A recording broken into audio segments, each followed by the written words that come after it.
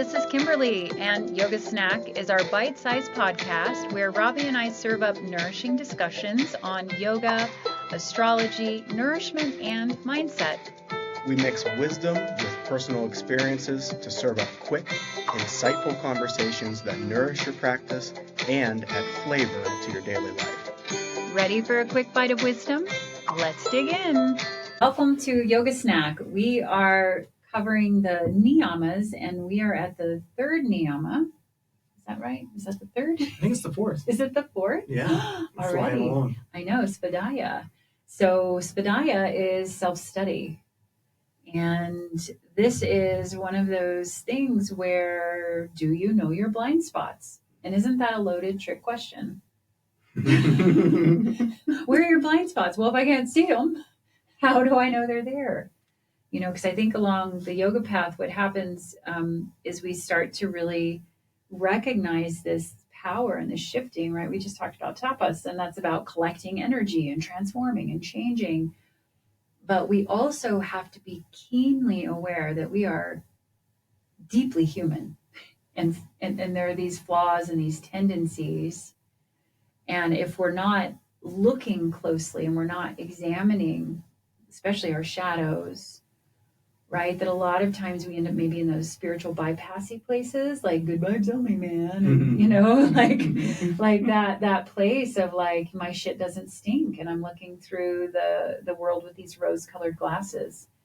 And yoga is not inviting us into that good vibes only. And I think also, if we get kind of hung up in that tapas and that transformation, and we start to realize how powerful we are, it's energy. And in yoga, energy doesn't have a moral code. Energy is energy. Power is power. Electricity will light the room or electrocute you. It doesn't care, but it's power, right?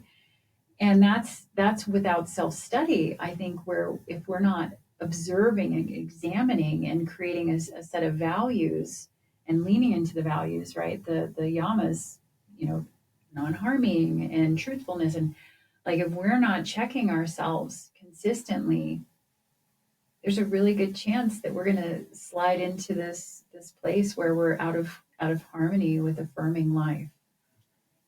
So self-study is a tricky one, and it's important. And fortunately, yoga, I think, is a system of examining ourselves. You know, it's not just about stretching, and it's not just about, you know, connecting, and you know, it really is this place of like, what is your knee-jerk reaction? And I had a teacher early on in my yoga study. It was actually an online class, Niyamas. She's an amazing teacher, where she's like, what is your knee-jerk reaction when your thigh starts to burn? Do you get angry? Do you check out? Do you tell a story about it? You should look into that. And then another teacher that I have, Christine Self, she's like, you should know what your tendencies are. And that's where I think like systems like astrology or Ayurveda and doshas, they can kind of be this access and framework of self-study. Like, do you know yourself? And we don't want to get superstitious, and we don't want to over-identify, but do you know what your tendencies are? Yeah. Yeah, that's a good point, especially the astrology. Like, I feel like before I got into astrology and started sort of learning about myself through astrology, I didn't really recognize my tendencies like that. There wasn't that level of self-study to say, or we think everyone's like it. Right. Yeah. Yeah, I like to lump people in and think that everybody's living inside my brain and is thinking the same thoughts as me. But now it's a little bit different. And I don't think you realize that even until you start to look at yourself like that other people might have a different opinion or it might be impacting people differently, right, than what even our intention is.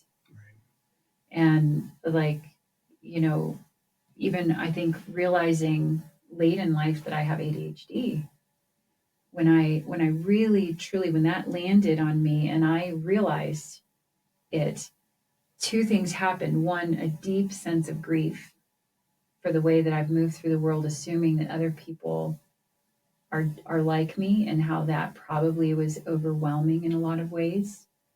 But also liberating, realizing that sometimes the things that I'm trying to be like or do certain ways will never probably work for me. And I have to find my systems that truly work inside of the way that my brain is.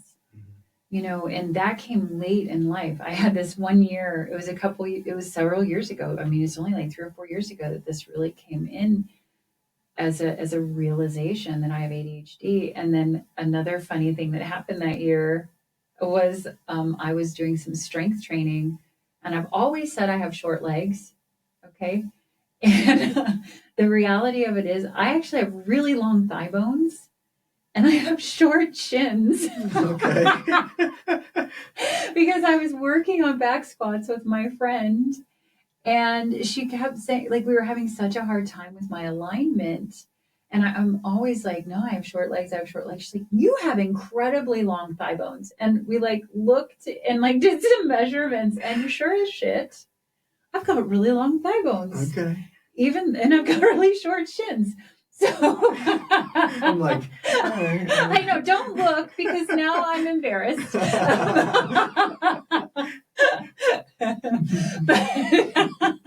but we all are different. And when we make these generalized assumptions around who we are, and we're not really looking closely, we're missing out on these opportunities to like truly know ourselves and to shift the way that we perhaps are participating in our own suffering. You were sharing earlier a story about teacher training. Will you share that? Yeah.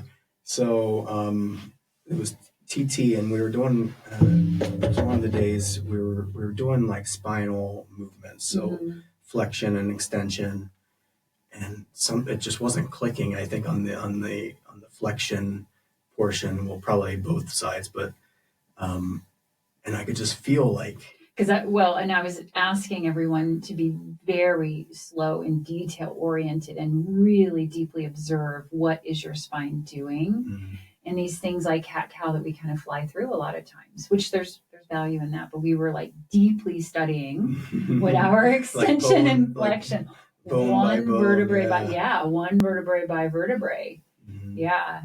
And I was just like, it was tough. Like, it's just sort of like not having that connection to that part of my body. And what was your reaction to my reaction was start to get frustrated and get mad. Like, and I was like, I can feel. And were you mad at you, me, both? I would say I was mad at myself, which is sort of a weird thing now looking back. Like, you're mad because your body's not doing a thing that you're telling it to, but like, when do you ever do this? Like, when in your life have you done this? Right. But like, all of a sudden you got to be the best at it. Like, you gotta really just rock the spinal flexion, Or the things that we thought we were good at, and we actually need to look into a little more closely, right? Like, because we get attached to this idea around being really proficient at something and really good. And then all of a sudden it's brought to your attention that maybe there's some deeper study now here available for you. Right.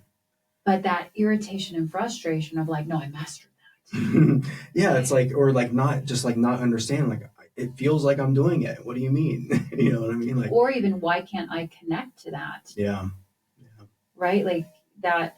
And then all of a sudden, like, at least I'm going to project here, like I fall into this like spiral of unworthiness, and like, I can't even get this right. Why the hell am I even here? And what am I doing? And this is just freaking cacao. And I'm supposed to be teaching yoga, right, and I can't even get this right. And, and to examine those mental neuroses too. Like, what is your self-talk when things don't go well?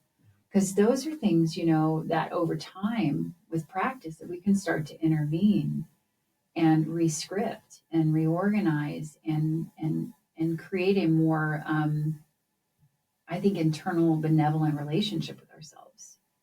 Yeah. Because a lot of times we are actively participating in our own suffering. And we are unconsciously, let me say that, unconsciously actively participating in our suffering because we don't have the light of our consciousness to illuminate what it is that we're participating with inside of that and our choices, Right. And that's hard to do. It's easier to blame everybody else.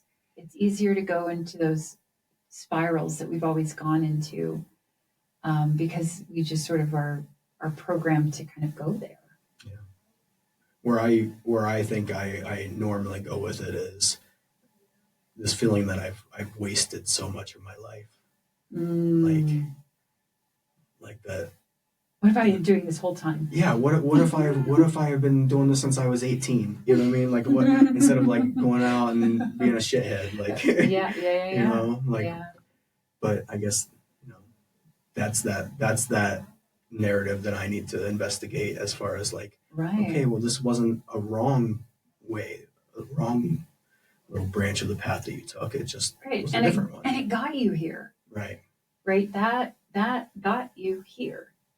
And so it's like we have to honor that instead of go down that downward spiral, right? Which we all do. It's like when you flush the toilet, the downward spiral. It's like,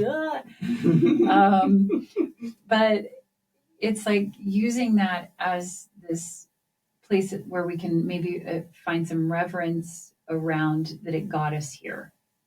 And now that we're here, now we have to choose. Are you going to keep doing that? Mm. And that's the confrontation, right? Are you going to keep beating yourself up? Maybe it's just 80% of the time though, instead of 100% though, right? And that's progress, right? It's not about perfection. And that's like with asana, so here's a story of my training way back in the day. I was in a training in Boulder, and I had already done a 200-hour teacher training. But this was through Anusara, and I was going into this particular branch of yoga and studying it. And so it was early on. I did a lot of solo practice because I lived in a very small town in Colorado, and I did a lot of online. I did a lot of self-practice. I did my training in India. I came home, no community. So there's kind of the backstory. So I'm in a room full of all of these yogis, and we're having this practice, and we go into pigeon. And I see one of the assistants starting to walk over towards me to make an adjustment. And I'm like freaking out, like I need to fix it so they don't need to adjust me. And I'm literally like, I'm like examining, and I'm trying to like fidget. And so this is a self-study, but not in the way that they're talking about in yoga, right? And he comes over and he says to me, he's like, you sensed me coming over. You didn't want to be adjusted. He's like, you should look into that. Mm. Like, why wasn't I able to receive someone else's, teaching or correction or assistance? Really, probably it had more to do with receiving help. And I was in a place where I had 4 very small children at home. I was in the thick of raising these kiddos and doing a lot of the adulting and parenting solo inside of our family unit. And I wasn't used to receiving help. I'm going to do it. I'll do it myself person. Fine, I'll just do it myself. And so to have someone come over, it was also like this, maybe to kind of like what you were experiencing. Like, I can't even get this right. I've already done a training, and why are they're going to fix me? Is there something wrong with me? And so maybe too, I've taught to this theme before too. It's like, what is the difference between being self-conscious and self-aware? Mm-hmm. I feel like self-conscious has this like maybe like a toxicity to it, like a negative narrative. Yeah. That being self-aware is maybe a little bit more kind to yourself. And understanding everything. Yeah, and less narrative, right? Like self-aware is like noting things, and there's maybe more objectivity? Yeah, objectivity around where we can kind of pull out and make observations versus jump in and criticize and come into that inner narrative of. And the first time I really kind of felt this, and I felt the integration of those two and to teach towards it. I was doing yoga in the park in the summer in my community, and I had this really, beautiful group of yogis who are, a lot of them are still with me. They do chair yoga with me, and I had a studio in this community as well. And I was like, come to come to yoga in the park, and everybody's like, I don't want a bunch of people watching me do yoga, because we were out in the open. Yeah. And it's like, oh, okay. So that self-consciousness, when we're out in the open doing the thing that we're always doing together, but we put it in a place where we're going to be observed, but potentially by, kids on the swing, people walking by, driving by, or whatever. And I didn't have like a sensitivity or an understanding of that, because my practice has been always very solo. And when I'm on my mat, it doesn't matter who's around me. I'm on my mat. I do yoga in the airport. I do yoga. Like I'm just like, Mm-hmm. and that's a gift maybe of the way that I was like free range yogi. But that most people don't enter it in that way anymore. And we do it in community. And normally that community is in a smaller, tight packed place.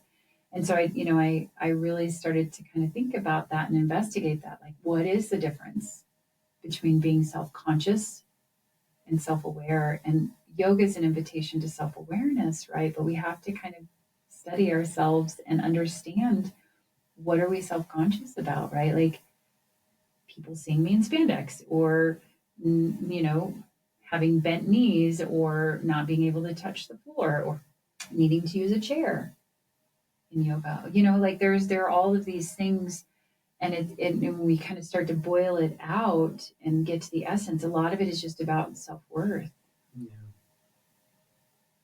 And it's hard, and it's sometimes really these tender places inside of ourselves, but a lot of times we are missing out on opportunities of massive growth when we're not looking carefully and closely at how we're impacting the world. I think even going into this place of where we are in our country, in our society, like my impact as a white middle-aged woman throughout the throughout my lifespan. Right? I've been middle-aged my whole life, but I know now, knowing where I'm at and what I've worked through and participated in, whether conscious or unconscious, there's a lot of grief in my heart around the way that I've moved through the world, and I could have done it better. And I want to do better. And if we're not willing to really look at the way that we've shown up in the world and how we impact others, I think we're missing the mark. I think that that's really what this Niyama is inviting us into. And we have to start with ourselves too. We've got to look at the way that we're, treating ourselves, but then it also, we're not disconnected from one another. We impact everyone around us. Yeah. Because you can think you have it figured out by self-study, being isolated, but once you get around people, then it's like, okay, here's the test. Here's, let's see what all this practice is doing for you in the real world. And Indeed. Yeah, and I think self-study also, like you said, also includes studying how you interact with the world around you and what you do choose to co-opt and participate in, and what you can draw the line on and say, nah, I'm okay. Yeah, or I'm not doing that anymore, or I need to do this different, or I need to apologize and do better. Right. And that's hard to do. That's really hard to do. A realization that I had too, like I always feel like I'm in this place of self-development, and we can also like have this like bottomless pit of self-development. And I think self-development is different than self-study. But they're really closely intermingled with each other somehow, And so if we're always on that like constant growth, and, like there are times that we need to pause, stop, reflect, even celebrate where we're at and appreciate that's also a place of studying ourselves. It's not just about where can we be better. It's like also where we shifted. And you had a celebration in your own home practice. Yeah, I did a handstand. I've not done inversions of that, that type anywhere but with you, actually. I don't, an inversion lab. So, so that was like very exciting to be like at home by myself. I was doing a practice online, but it was still like, okay, I did this all by myself. There was no one here making sure I didn't fall. It was just like, right.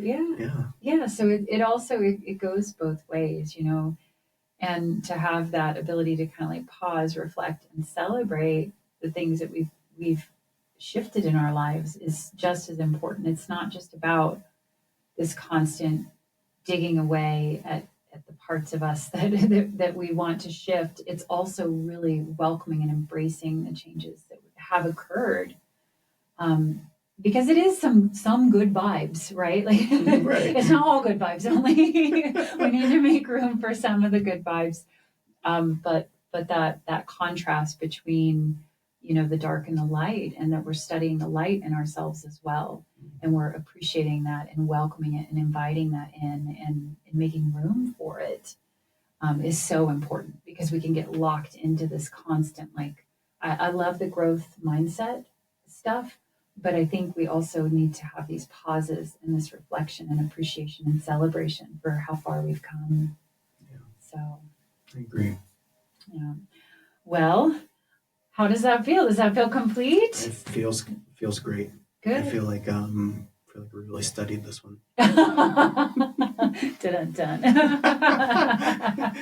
And we need each other to reflect back, right? Yeah. I think that's so important. That we're in relationships and in communities that we're getting reflected back to us, whether it's where we could do better, without getting butt hurt, right? There's sometimes like people reflect back to you and you're like, you're projecting, my friend. That has nothing to do with me. But when things land, they have some gravity, and to be in really good, open, clear relationships with people who love you and want what's best for you, we can do better. And then they also can a lot of times reflect back how brilliant we are and how we're doing well. I taught a class today, just before this, and one of my students, I don't get to see her very often, and she's like, I had to come today, Kim. You're like a breath of fresh air, and I just needed you. And I was like, oh, and it's like in my heart, and because I even though I know what I do is important and I love what I do, and I think I'm really good at what I do, I still need that. I need to hear that, and we need each other, and that self-study requires us to look inwards and to make room for so much of our life to continue to unfold, and not just the hard, like, disciplined, toughest way of like transforming and becoming powerful, but really opening ourselves up to life and allowing there to be room for life to reflect back to us, where we can do things a little differently, but also welcome it in and let it expand us and open our hearts and connect really richly and deeply with those around us. So thanks for being part of my tribe, Robbie. It's my pleasure. And thank you guys for being along on this journey. I hope this has been interesting. We have one more Niyama left on this series, and then we'd love to know what you want to know more about. So maybe we can jump back into astrology. Some of those were fun, and I know we've got a lot of retrograde stuff coming up. So I'm always like, help me navigate this. Help me navigate this. So thank you guys so much for joining us. Like, comment, share, all of that really actually is free, and it matters tremendously. My YouTube channel, I've got a lot of new content coming up that I'm now putting up for free that used to be paid content on my online studio. I have an anatomy training coming up, and I also have a retreat degrees. So that's stuff you can find on my website. And thank you guys so much. We've been having fun with this, and I'm so glad we get to keep doing this together. All right, ready? Ready. See you next time.